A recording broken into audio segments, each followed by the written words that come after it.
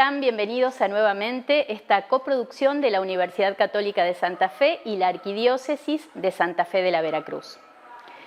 El proceso de reforma de la Constitución Provincial está en marcha y es por eso que esta semana invitamos por un lado a la doctora María Marta Didier, docente de nuestra casa, que integra una comisión que ha presentado algunas propuestas para aportar contenido a los reformadores convencionales. Por otro lado, también invitamos a la doctora Elizabeth Vidal. Ella es docente e investigadora de la universidad, pero además es convencional constituyente. Con ella estuvimos charlando sobre este proceso, sobre sus inicios y sobre la tarea concreta que se está desarrollando en este momento en el debate en comisiones. Presentados los temas, vamos a las notas.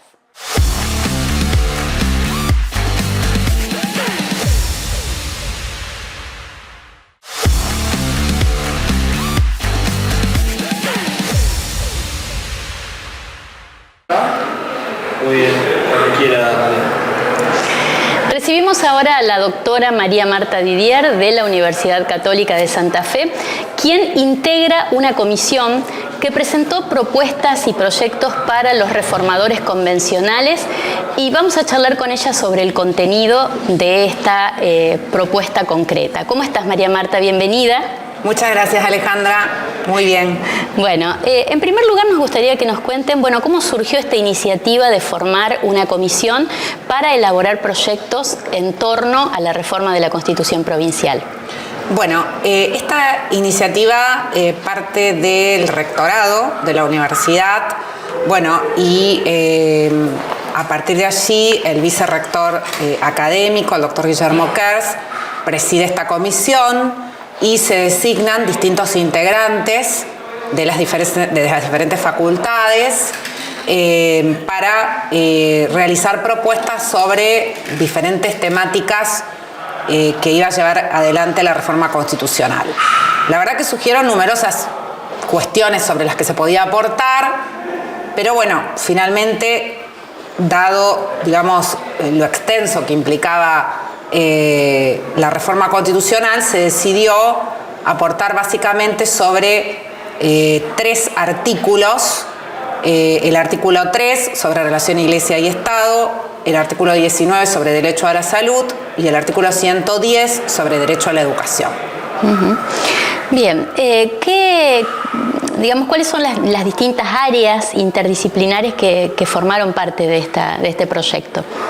Esta comisión estuvo integrada por el vicerrector de formación, el presbítero José Luis Ayala, también por el decano de la Facultad de Ciencias de la Salud, el doctor Sebastián del Paso, por la doctora Zuli Degano, también por un representante del Instituto de Bioética, que fue la magíster Florencia Pietroni, también de parte de Departamento de Posgrado la doctora Anabel Gaitán.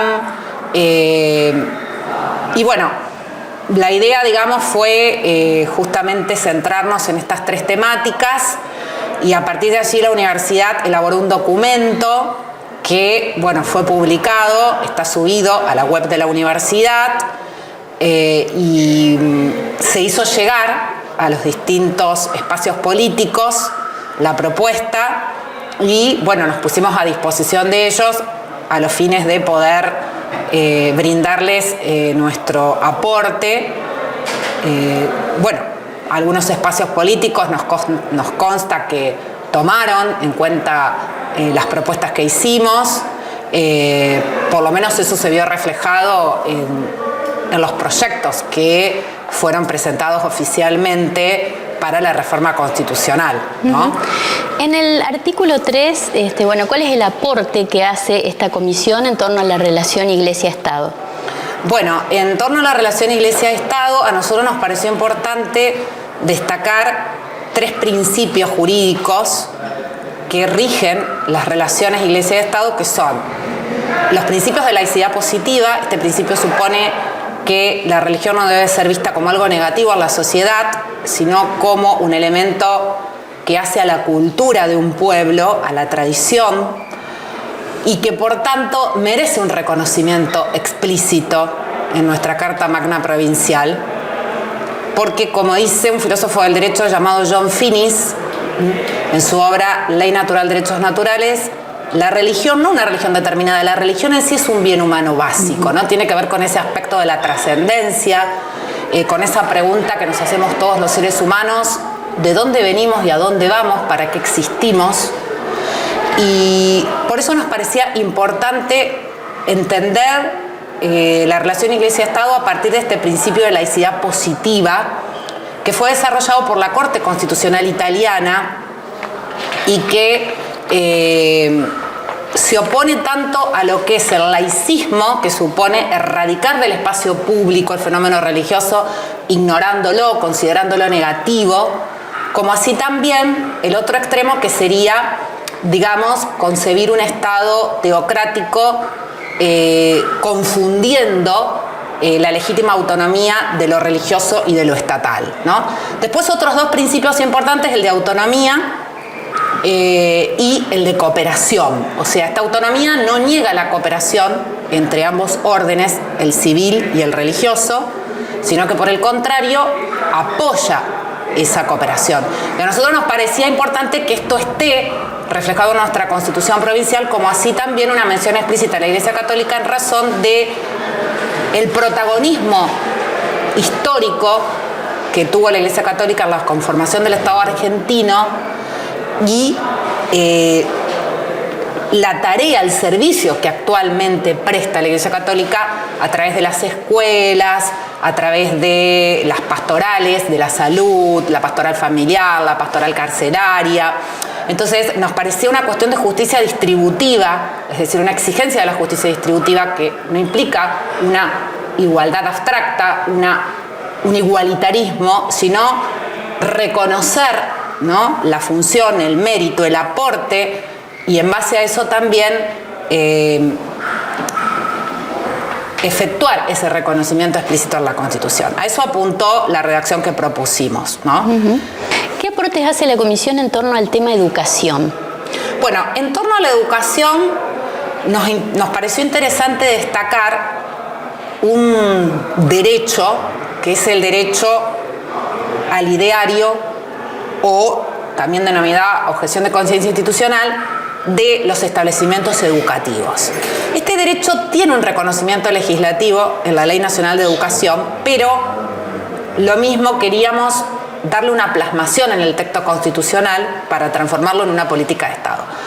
Y al mismo tiempo, ¿esto qué implica? Que cada establecimiento educativo puede adaptar los contenidos que imparta, obviamente, la autoridad estatal o que se determine por ley, adaptarlos a su realidad sociocultural, a las convicciones éticas y religiosas de sus miembros. Y esto también, de alguna manera, permite garantizar otro derecho, que es el derecho de los padres y de las madres a elegir la educación ética y religiosa de sus hijos, ¿no? Esto hace al pluralismo propio de una democracia y permite que coexistan en una sociedad distintas visiones o distintas concepciones, y también al mismo tiempo evita que desde el Estado se pretenda efectuar un adoctrinamiento con relación a cuestiones que son controvertidas, es decir, con relación a cuestiones acerca de las cuales no hay un consenso social, sino que hoy están debatidas. Entonces pensamos que eso es potenciar el pluralismo, la democracia y asegurar este derecho que está reconocido en los tratados internacionales de derechos humanos con jerarquía constitucional, que es el derecho de los padres y tutores a elegir la educación moral y religiosa de sus hijos. Y me olvidaba, en el artículo 19 también propusimos el derecho a la objeción de conciencia individual de los agentes sanitarios e institucional, es decir, de los establecimientos de salud. Porque, de alguna manera, también vemos cómo el Estado cada vez avanza más en cuestiones que antes estaban relegadas a la libertad de las personas, a su conciencia, a sus convicciones éticas o religiosas, Y hoy en día muchas veces los agentes sanitarios se ven obligados a realizar prácticas que contradicen la deontología médica o la deontología profesional, incluso principios éticos plasmados en las leyes que regulan el ejercicio, por ejemplo, de la enfermería o de las artes de curar en general. Y esta colisión que se produce es como una especie de esquizofrenia de nuestro ordenamiento jurídico. Nosotros pensábamos que era muy importante darle esta jerarquía constitucional, por más que es un derecho que la Corte reconoció en su jurisprudencia a partir del caso Portillo, le dio jerarquía constitucional, porque es una plasmación de la libertad religiosa y de conciencia, pero pensábamos que darle una garantía constitucional lo protegía de injerencias irrazonables, de reglamentaciones irrazonables que muchas veces se dan en la práctica, y darle a los agentes sanitarios esta certeza, ¿no? Y también de las instituciones privadas de salud, porque de alguna manera tutelar el derecho a la objeción de conciencia institucional es tutelar o proteger el derecho a la objeción de conciencia de las personas que integran la persona jurídica, ¿no? Qué sé yo, un grupo de médicos que decide instalar un sanatorio, una clínica, y ellos tienen un ideario, ¿no? Y ese ideario ellos lo plasman, lo proyectan en esa persona jurídica que forman para alcanzar determinados fines que en forma individual no pueden alcanzar. Ya para terminar, nos gustaría saber cómo ve el avance hasta el momento de los debates y sobre todo de la participación plural de los distintos temas que están presentes en la reforma de la Constitución provincial. Bueno, a mí me parece importante que se escuche a los partidos que no tienen la mayoría en la convención, porque una convención constituyente tiene que llegar a un consenso. Entonces, realmente no me parece acertado obviar ese necesario consenso, por más que a lo mejor se tenga una mayoría numérica de 1, 2 o 3 votos más, los que sean. Entonces, escuchar a todos los sectores políticos, porque la Constitución nos va a tener que regir durante muchos años. Entonces, ese esfuerzo por alcanzar los consensos es algo que es una gran responsabilidad de la mayoría de escuchar a las minorías políticas, ¿no? Y realmente creo que son los que esperamos todos los ciudadanos, porque nosotros nos queremos ver representados, todos nos queremos ver representados en esa Constitución. No queremos que no se escuche nuestra voz, queremos por el contrario que los dirigentes políticos sean sensibles a los reclamos que efectuamos. De allí que creo que el gran desafío que hoy se le presenta a la Convención es lograr esos consensos. Bien, y justamente ahora vamos a hablar con una convencional, así que ella nos contará del tema. Gracias, María Marta. No, muchísimas gracias. Adiós, Alejandra.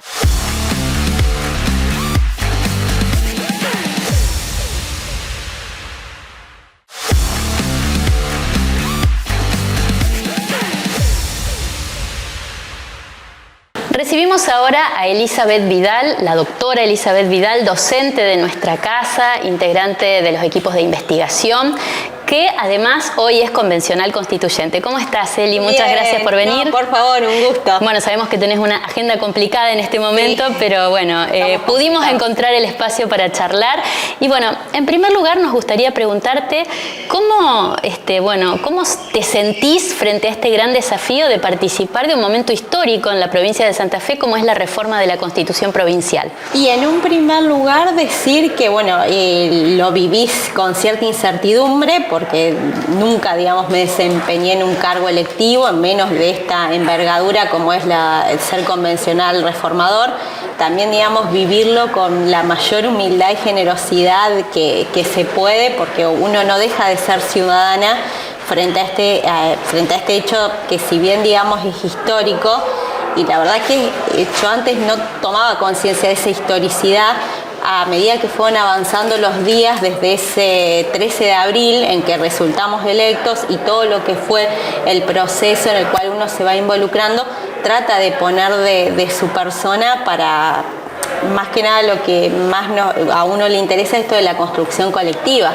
escuchar, yo en eso, digamos, vengo capaz de una cuestión bastante crítica de lo que a mí me gusta decirle la dirigencia política, quienes ocupan los cargos y son nuestros representantes a nivel provincial, donde, bueno, uno ve como un cierto distanciamiento de la sociedad. Al principio, como te decía, en todo este proceso, además de la incertidumbre, veía mucha preocupación respecto de la legitimidad de la reforma en sí, porque estamos hablando de que un 17% fue, digamos, el que le dio la victoria a la fuerza mayoritaria. Mucho, o sea, menos votos tienen quienes vinieron después. Entonces, si bien, a ver, esta crisis de legitimidad, de institucionalidad, es un proceso que uno viene estudiando, verlo así de una manera tan clara y tan evidente era, para mí, digamos, fue un gran desafío. Después también, como luchar, vamos a decir, entre comillas, con la falta de conocimiento dentro de lo que es este ámbito de la dirigencia política. Yo vengo totalmente de afuera de esa cuestión, digamos. Estoy más abocada a la cuestión técnica, es como yo siempre me defino como una mujer de derecho y que puedo fundamentar, digamos, con los antecedentes académicos que tengo y la experiencia profesional, lo que he hecho en mi vida. Pero claro, ahí es una cuestión donde, bueno, digo yo siempre medio burdamente, se juega en otras ligas. Y la verdad que es así, digamos, se ve como esa separación al menos de ciudadanía, dirigencia, es muy como difícil involucrarla. Por eso obviamente repercute en lo que son el resultado de las elecciones. Bien, esta fue la primera parte, decías desde el 13 de abril, allí comenzando a caminar este proceso. ¿Cómo se da la participación de un convencional dentro de las distintas instancias que implica esta reforma? Bueno, en esta oportunidad, o sea, si bien yo me había involucrado también en lo que era la historia previa de una constitución provincial que no se reforma desde el año 63, que es una constitución que en 1962, cuando surge esta última reforma, era una constitución de avanzada donde nosotros muy pocas veces, digamos, fue llamada, por ejemplo, la jurisprudencia a interpretarla. En cuestiones, digamos, específicas uno va buscando y encontrando pocos antecedentes. Si bien también, o sea, el gran primer desafío es lo que yo digo, la institucionalidad, como lo tomo de la mano con lo que venía contando antes, porque en principio en 1962, o sea, estaba la provincia, digamos, atravesada por la cuestión nacional, que no era, digamos, una democracia como un sistema democrático como el que tenemos ahora, con sus debilidades, luces, sombras, pero bueno, democracia.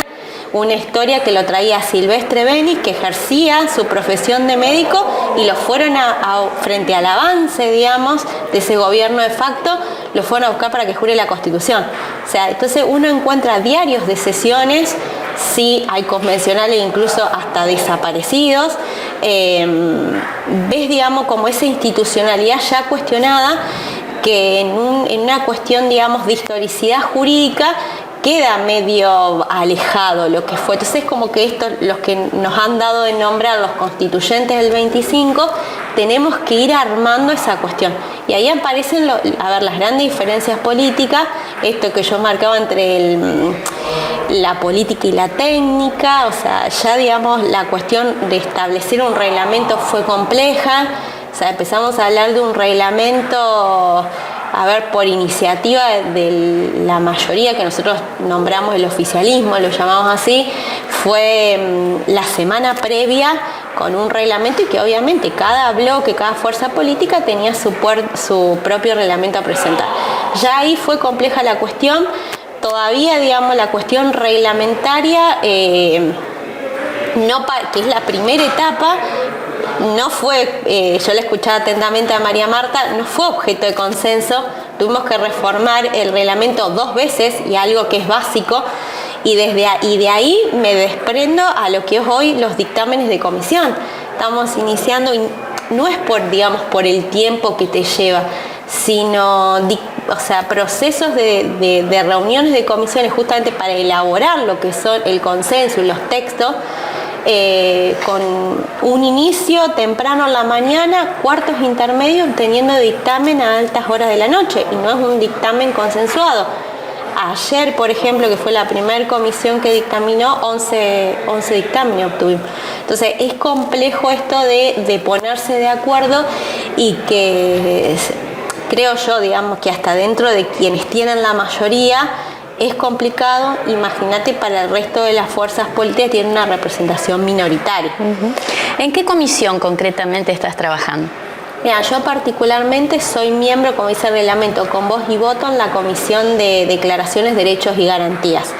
Pero yo me involucré y pasé por todas las comisiones. O sea, asistí a todas las audiencias públicas, organizadas obviamente por mi comisión, por otras comisiones, digamos, en la medida en que el tiempo siempre me lo ha permitido. Yo me he hecho el lugar y he tomado con compromiso la tarea. De hecho, por ejemplo, esto de escuchar a la ciudadanía, por más que muchos digan que los debates son políticos, la ciudadanía nos acercó a nosotros casi 700 proyectos. Que podamos estar, en algunos tener más acuerdo, en otros disidencia, es eso de acercarnos a nosotros, hacer, digamos, ese esfuerzo, no solo, digamos, en la presentación de los proyectos, sino después lo que fue la escucha activa. Para mí fue rico. Yo sinceramente, si bien es mucho a lo mejor el volumen de la lectura, creo que en cada proyecto yo puedo encontrar algo a resaltar, digamos, porque trajeron propuestas concretas de artículos y bueno, que hacen, digamos, a ese involucramiento. Yo sinceramente esperaba, o sea, esto es una cuestión personal, más participación. Incluso la mayor participación se vio de instituciones, o sea, que denota una participación colectiva a lo mejor de la ciudadanía dentro de esas instituciones y pocos a lo mejor ciudadanos. Sí hay bastantes grupos de interés que están abocados a incluir ciertas cuestiones dentro del texto constitucional, pero digamos la participación es como que quedó ahí y hoy, digamos, el debate a mí me parece, lamentablemente pasa por la cuestión más política que por otra cosa. Bueno, ya para terminar, se nos terminó el tiempo, tendrías muchos más elementos y datos sobre la realidad de la convención que podrías aportarnos, pero ¿llegaremos a una convención, a una constitución que nos muestre este pluralismo y este consenso de la sociedad santafesina, como nos decía la doctora Didier? Y es el gran desafío. Yo personalmente, y por lo que he vivido, lo veo difícil, justamente porque todo el movimiento está centrado en lo que es la mayoría y lograr los consensos dentro del grupo mayoritario y los grupos minoritarios que, o sea, no podemos negar que hay también cuestiones de coyuntura política, decisiones políticas ya tomadas. Yo la verdad que no lo estaría viendo, pero o sea, yo siempre lo que he reclamado personalmente es que realmente el texto que se plasme, ese texto definitivo, que nos va a regir de acá a 50 años, no puede caer en una casuística determinada, sino que tiene que establecer esos principios a los efectos de que sea entendible para la ciudadanía, porque yo personalmente los dictámenes que he visto son tratados sociojurídicos respecto de cada artículo, que amplía notablemente el volumen de nuestra Constitución y que la verdad, a la hora de que llegue a la gente y después a quienes lo van a tener que estudiar e interpretar, va a ser engorroso. Es decir, no hay que responder al momento, sino que hay que pensar hacia el futuro, como hicieron los constituyentes del 62, de manera que demos los principios básicos y que después el resto, digamos, el mismo Estado se dedique a hacerlo de la forma normativa, bueno, que corresponde a un Estado democrático y a un orden institucional plural. Muchas gracias. No, un gusto. Gracias a ustedes.